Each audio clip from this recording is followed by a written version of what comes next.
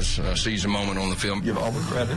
They did a great job. We beat a very good team handily. I think this team will answer and respond the right way. We beat them soundly. It's a rematch as the Dogs look for revenge in the SEC Championship. Plus, well, one thing he does do before he gets out of bed is read his Bible. That's what he does every morning. We sit down with the mom of freshman quarterback Jake Fromm to talk about faith, family, and football. And I'm all for the Dogs, and we're going to win just simply for redemption.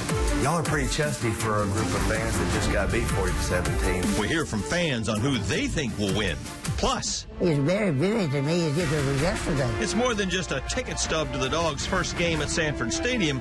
It's a memory one 105-year-old will never forget. We hear how she remembers that first game almost 90 years ago. Georgia, Auburn, round 2. We got our fans, we got to keep chopping. Chopping for a championship starts now. Chopping away week by week. That's been the Georgia motto this season. Now the Bulldogs are chopping for a championship. Thanks for joining us on 13 WMAZ. I'm Frank Malloy. And I'm Marvin James. Now the rematch, Georgia-Auburn round 2. Call it what you want, but the bottom line is tomorrow the SEC will have a new champion, and you can watch it live right here on 13 WMAZ at 4 o'clock. Now the Dogs, winners of the East with an 11-1 record. The Tigers on the other side lost one more game, but have the same conference record, 7-1, and they beat Georgia 3 weeks ago. They also slayed the Giant and their fiercest foe, Alabama, last Saturday. Now, last year, the Dogs went 8-5 in head coach Kirby Smart's first season. This year, a vast improvement as the Dogs battled on the field week after week. Let's take a look back at how Georgia got here.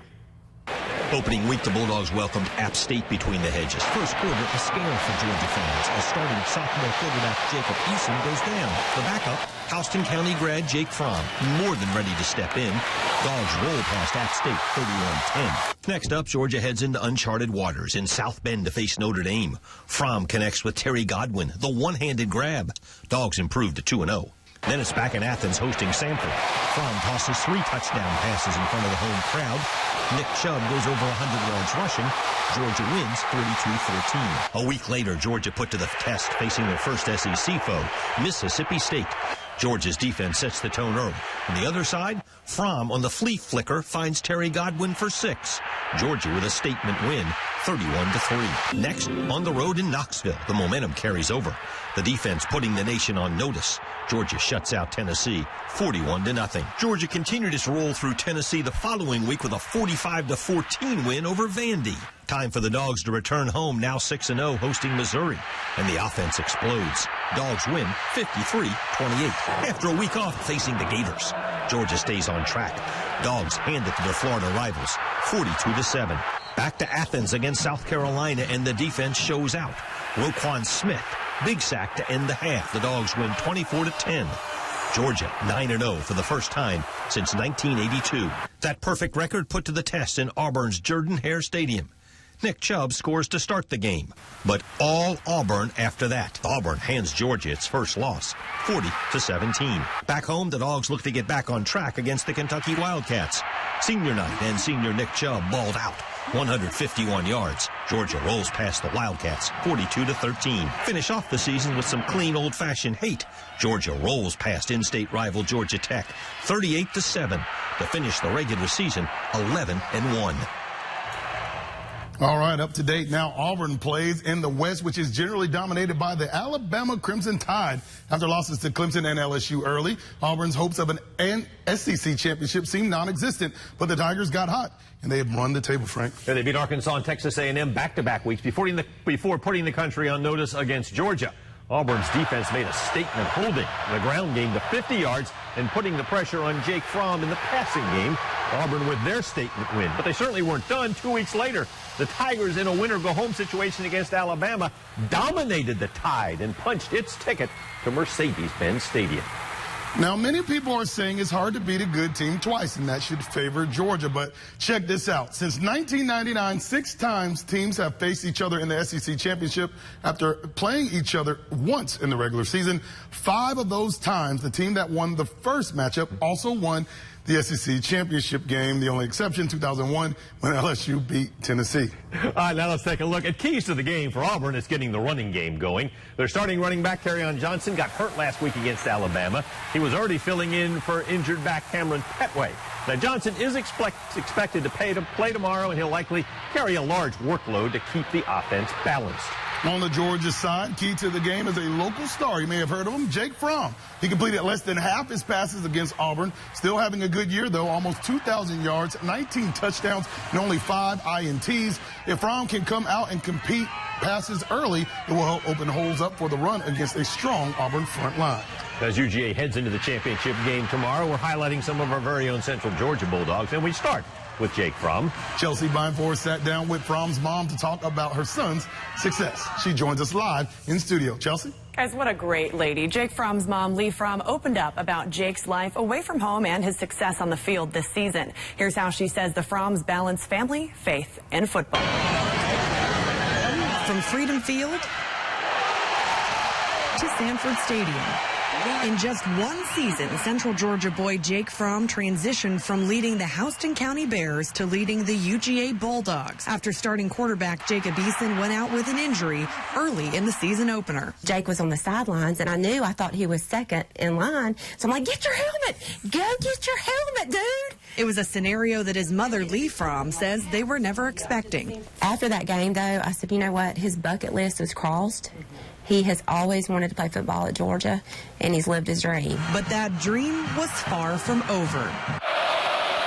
The next weekend, in his first game as starting QB, Fromm led the Dogs to a 2019 win over Notre Dame. That was probably the best weekend of our lives. As the weeks went by, the wins kept coming with big plays from Fromm like the flea flicker against Mississippi State and Mom's favorite play of the season against South Carolina. Sonny Michelle was running in for a touchdown. So Jake goes into playing defense mode. So he gets to block, and which exemplifies football to me anyway, because one person can't achieve anything without the other 11 on the team. This isn't about him, and he likes for his receivers to get the big kudos, and you know, for him, he'll just say, well, hey, I didn't do anything. But Jake isn't the only one throwing and blocking in the Fromm family. Their football weekends kick off on Friday nights at Warner Robins High School. Dylan and Tyler play every Friday night, so we have to decide, are we going to get up at 4, get up at 5, and where are we playing? If it's Tennessee, we're driving to Tennessee because we don't want to miss any of the games. 3 sons, 2 nearly perfect seasons, and 1 very tense mom in the stands. Oh, in my basket case. He steps back to throw. I lose my breath. He gets sacked by 2. I lose my breath. So, yeah, I mean. But through the sacks and the stress, Lee says there's one thing that holds Jake together. Faith is important to him, and it always has been. She says Jake reads his Bible every day before he gets out of bed, prays before and after every game, and encourages his teammates to trust in the Lord. He's in heaven right now. There's no other way to describe it. I mean, he is living the life right now. Yeah, no kidding. And get this, everybody. Miss Fromm says before every UGA game this season, she watched defensive film from the opposing team and called Jake every Wednesday to let him know her version of how he should prepare for the upcoming game. Now, she says this week she's speechless because Auburn is a great team, so she's leaving it in the hands of Coach Smart. Breaking Marv. Oh, what do you think? Yes, very good. Thank you, Chelsea. Very good. All right, on the defensive side of the ball, Georgia is led by junior linebacker Roquan Smith. The pride of Macon County is earning the attention of college coaches as well as pro scouts everywhere. Jonathan Perez went to his hometown of Montezuma, where the community and some former teammates reflected on how far their hometown hero has come. If you've watched any Georgia football game this year, you've definitely seen number 3 swarming to the ball and laying big hit after big hit. Roquan Smith is leading the stout Georgia defense with 62 solo tackles and 100 total tackles. And the junior's electric play has clearly gained the attention at the national level, placing him as a finalist for 2 awards, the Bednarik and Butkus Awards, given to the best defensive player and linebacker, respectively, in college football. And while he started capturing the eyes of the nation this year, friends and family have always held their gaze from when he first left Montezuma. It speaks volumes, knowing the energy and the time and the effort that he put in it and where he came from and to where he is now.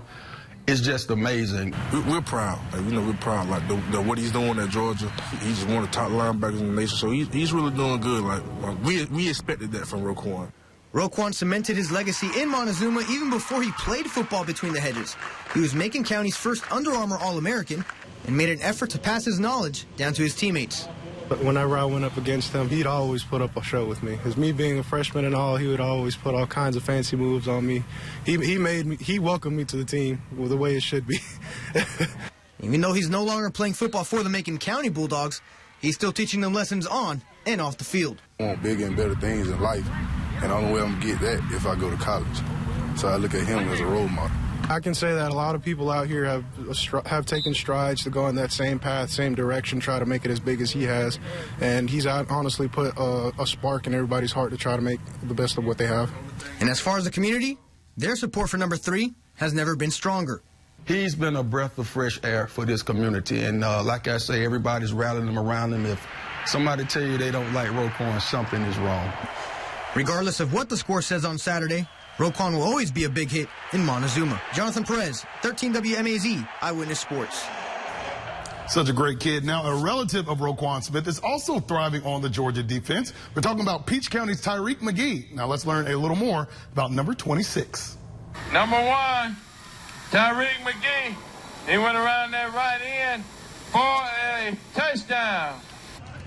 Georgia sophomore defensive back Tyreek McGee was honored by his college coaches and teammates as the winner of the 2016 Dog Time Award, the Hugh Hendricks Award for Great Defensive Effort during spring drills, and he is also the recipient of the Brett E. Hansen Family Football Scholarship. His parents, Tracy and Jacqueline, say they could tell early on he was going to be special, and they were right. He's been a standout on every level from rec ball to middle and high school, and now he started 2 games this season for the Dogs while seeing considerable playing time as part of the defensive rotation. We didn't have these high expectations for Tyreek going as an athlete at Georgia. We understand that there are a lot of talented kids on that team. We were just happy to be along. We were just so thankful that he had the opportunity. This is home. You know, that's your motto. You know? Yes, this is home. And even planned that. That's one of the reasons why we chose it. I mean, what better place to do it than at Georgia? And now he has a chance to do it with his fellow Middle Georgians, you know. Oh, good kid and proud parents, as Absolutely, they should be. Absolutely. Still to come on Chopping for a Championship, we hear from you, the fans. I wish I had a better feeling about this game, to be honest with you. When you get beaten to the dirt that hard, there's no way you can't learn from that. Now, people across Central Georgia sound off on who will win and why. Plus, I guess that's the most historic day Georgia ever had. We're taking a time machine to the past, 1929, Georgia's first game inside Sanford Stadium. Later, we talk with a 105-year-old woman who was there to hear how she remembers that historic day. Shopping for a Championship returns right after this. Stay with us. Jay from the Rigby's. Go Dogs!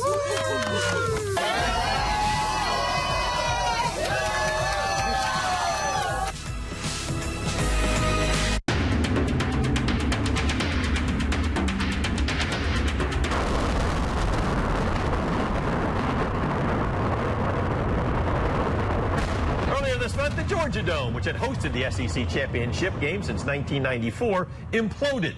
The new site for the championship, Mercedes-Benz Stadium, right next door. Now, Jonathan Perez spent the day at the new stadium talking to CBS sideline reporter Allie LaForce about what to expect Saturday inside the Benz. Yeah, that's right, guys. I'm joined now with Allie LaForce, the CBS Sports sideline reporter. Allie, obviously the big game at hand tomorrow. Yes. You were there a couple weeks ago. Just take us back, Jordan Hare.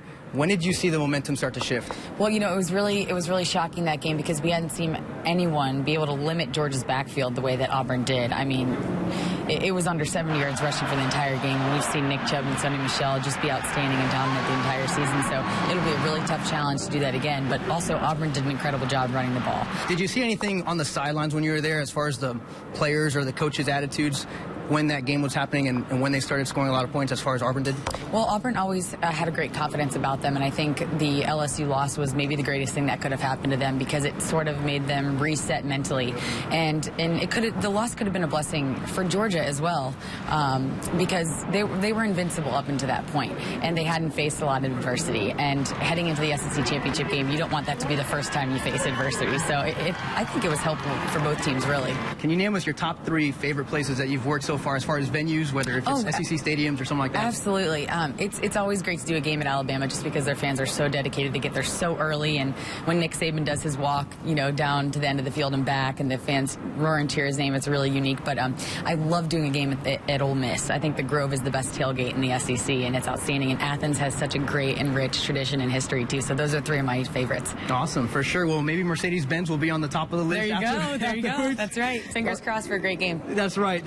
All right, guys, well, you can check Allie and the rest of the crew tomorrow starting at 4 o'clock on CBS. Guys?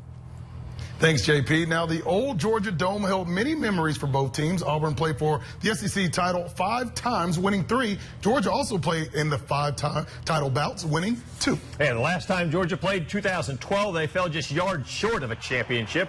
The Bulldogs marched down the field with time running out. Then with under 10 seconds to play, Aaron Mary's pass deflected, caught by Chris Conley, tackled well short of the end zone as time expired. Alabama went on to play in the national championship game where they easily defeated Notre Dame. Now, since 1980, the Dogs went 20 years without winning an SEC title. 2002, that streak was snapped. John Milledge head coach J.T. Wall was on that championship squad. We caught up with him to see how he remembers playing on the big stage.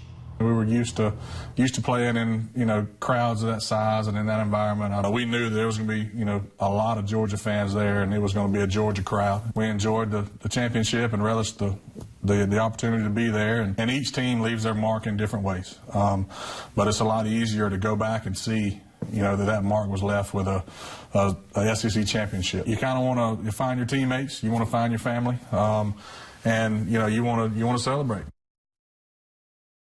J2 doing a great job right now as head coach at John Milledge. Well, right. People on both sides of the big game obviously feel very strongly about their team's chances tomorrow. And they should. Suzanne Lawler is in Atlanta at the SEC Fanfare, spending some time getting to know fans from both sides. She joins us live with more.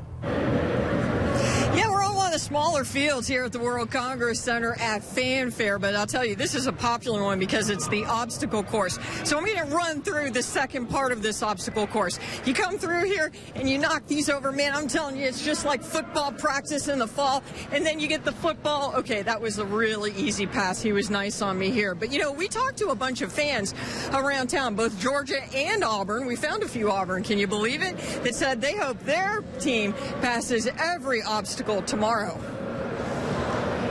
Oh, I know some Auburn people. They're not friends, they're relatives, but that's as far as it goes. I'm ready to disown the relatives. Auburn University, because we've already beat them one time, so why wouldn't we win again? UGA, and we're just overdue. I'm for the Dogs, honestly. We represent Georgia. Georgia, of course. Georgia, because they're a great team. And they made it this far, they're going to make it on. Y'all are pretty chesty for a group of fans that just got beat 40-17 3 weeks ago. I'm saying go Dogs. It's not going to happen this time. I've already beat you one time, so. The odds are with us. I'm sorry, we are. We're overdue. We just beat 2 #1 teams in the nation. But look at them. Well, I think Georgia's going to win, but I want Auburn to win. I'm rooting for Georgia Bulldogs, of course, and the reason is we need to win the SEC championship, and we need to go all the way to #1 again. It all really depends on if Carry-On comes back or not and can play, so bless your heart. That's spoken like a true Southern woman. I'm all for the Dogs, and we're going to win just simply for redemption. That's going to be a good game, real good game. I wish I was more confident, but I'm very hopeful.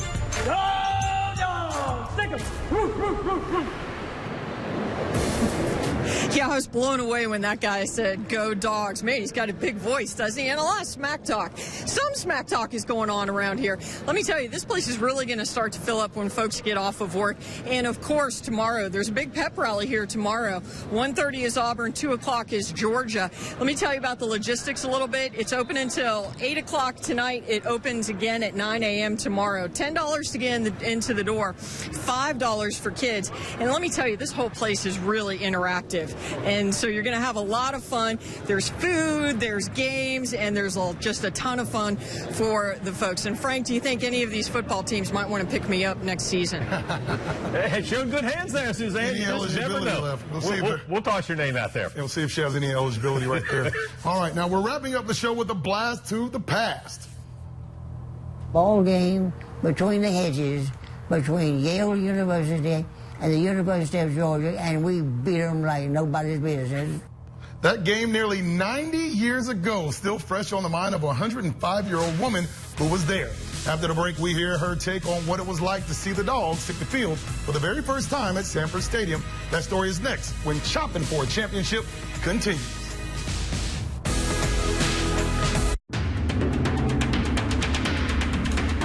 Welcome back. Now, ticket prices for the SEC championship game are pretty extravagant, but one devout Bulldogs fan says she has a ticket that's far more priceless. Mrs. Louise Jordan attended the first game ever played at Sanford Stadium as a Georgia freshman back in 1929, and her blood's been running red and black ever since. Chelsea Bimeford has more on this very special alum. He's in. Touchdown, Georgia. At her assisted living home in Albany, Georgia, you can find Miss Louise Jordan in her wheelchair, cheering for her favorite football team every Saturday in the fall. I would say it's just as much fun as it was many years ago. But 88 years ago, she was in a much different seat. Aisle 2, row 25, seat 24 to be exact. It was a ball game between the hedges, between Yale University and the University of Georgia. In 1929, the 17-year-old UGA freshman witnessed history for just $3. I never will forget it. I'm 105, but I haven't forgotten it. It's very vivid to me as if it was yesterday. It's the day the Dogs played their first ever football game inside Sanford Stadium. They came out on top, defeating Yale 15-0. And we beat them like nobody's business. Ms. Jordan says she fell in love with the university immediately. Are you the only Bulldog in the family? In your family? I am. You take pride in that? Well, not that I'm the only one, but that I am one. As a member of the Phi Beta Kappa Honor Society, she majored in history and English and became a teacher after graduating in 1933. I felt very much at home there. And although she moved away from Athens more than 80 years ago, the Dog Nation still remembers this very special alum. And the one at the top was from the University of Georgia, athletic department. When she turned 100, UGA Athletic Director Greg McGarity sent her a special certificate to recognize her decades of support for the Dogs. And when she turned 105 last month, let's hear it for Louise. She was honored on the Jumbotron at a home game between those hallowed hedges. Oh, I love old Georgia. I always will until I get gone. And I can't be here too much longer. After all, 105. In Albany, Chelsea Bimeford, 13 WMAZ, Eyewitness News. She's priceless. Miss Jordan says she's still excited that UGA wrecked Tech last Saturday, and she's hoping for a big Bulldog win this weekend against Auburn. She, of course, will be watching from down in Albany. And thank you for watching Chopping for a Championship. Don't forget, coverage tomorrow begins here on 13 WMAZ with college football today at 3 o'clock. SEC game coverage starts at 4 p.m. Eyewitness News at 6 is next.